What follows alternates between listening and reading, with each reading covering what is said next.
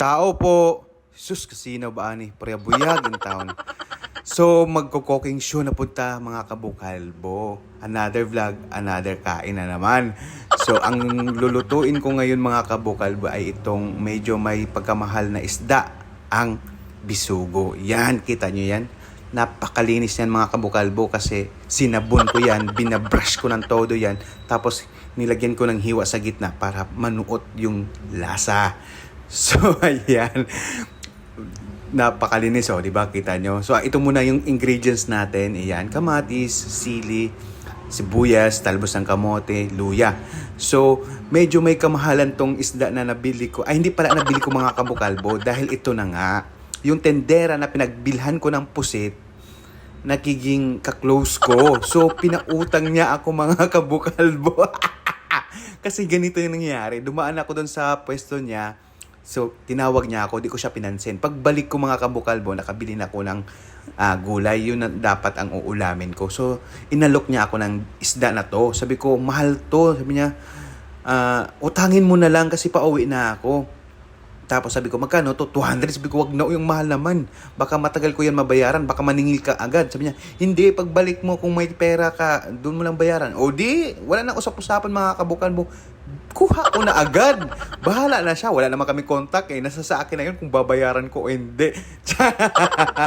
So, wag nating ugaliin yung mga kabukalbo ha. Yung kung mangutang tayo, paawa-awa effect. Tapos kapag may pera tayo, sa iba tayo bibili. Hoy, wag ganon. Magbabayad tayo, hoy. Matagal man, at least nagbabayad, di ba? So, ayan, nilagay na natin yung isda kasi dahil kumulo na mga kabukalbo, ayan. Huwag natin yun ugaliin ha. Utang, dugay, bayad, utang, bilis, bayad, dugay. Ano daw? So, ayan, pinapakuluan na natin yan. Pakuluin muna natin yan mga kabukalbo para mga ilang minutes lang kasi mabilis lang yan maluto yung isda. So, ayan na nga. Lagyan na natin yung talbos ng kamote. Ayan, di ba? Hitsura pala mga kabukalbo, no? Ang sarap. Parang ako. So, haluin lang natin. Huwag masyadong pagkahalo dahil baka madurog yung isda. Much better mga kabukalbo, isabay mo na yung isda at saka yung talbos para sabay sila maluto. Ganon. Ganon siya. Ganon. So, takpan saglit at pakuluin. Tapos, kita niyo yun? May o siya pa nga. Kita niyo yun? May padila-dila pa kabukalbo nyo. So, ayan na nga, kumulo na mga kabukalbo. Titikman na natin kung gaano tayo kasarap. Joke. Titikman na natin mga kabukalbo kung gaano ba kasarap yung niluto natin. Ang tagal! Ano ba yan? So, ayan. Diba? Sarap mga kabukalbo. Kaya, wala na masabi.